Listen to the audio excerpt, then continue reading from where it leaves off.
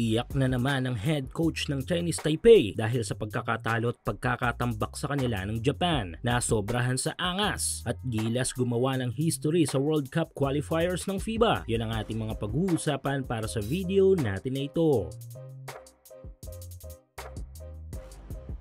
So kahapon ay ang pagbubukas ng first window ng 2027 World Cup Asian Qualifiers ng FIBA kung saan ay nagharap-harap na mga magkakagrupong kupunan sa Asia. Good thing dahil nakuha natin ang ating pinakaunang panalo this group matches sa pamamagitan ng blowout win natin kontra sa Guam national team. Magandang step ito para sa recovery ng programa ni Coach Tim Cone mula sa mga hindi magagandang resulta sa pagsisimula nitong taon. Nakuha din ng Australia ang panalo kontra sa Tall Blacks na mga kagrupo din natin sa tournament habang na-upset naman ng South Korea ang China na may Zhou Qi sa kanilang final score na 80-76.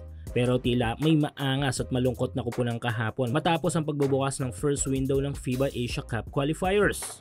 Ito nga yung national team ng Chinese Taipei. Yes, kahapon ay di lang tinalo ng Japan kundi tinambakan pa nila ang City sa final score na 90-64. Masaklap ito dahil sa dalawang beses na pagkakatalo nila sa gilas last FIBA Asia Cup Championship. Inakala ng mga ito na sobrang lakas na nila sa mundo. Pero tila nga nauna ang angas ng mga ito. Kaya naman eto at nagreklamo na naman ang head coach ng Chinese Taipei sa kanilang naging laban at sinabing dirty moves daw ang ilang mga galaw ng Japan na ginawa nila sa laro at iniisip daw ito kung pasok ba ang mga move na yon sa rule ng game ng FIBA na sinisisi ng coach ng Taipei kung bakit sila natalo sa laro. Kaso nang muling tignan natin ang score ay ewan lang talaga, medyo malayo kung close game sana ay papwede pa pero halos isang buwang tambak sila sa Japan kaya medyo tagilid tayo dyan. Kung natatandaan ay same concern ang nireklamo ng coach na ito ng Taipei noong tinalo sila ng Philippine representative team natin sa Jones Cup noon na Strong Group Athletics.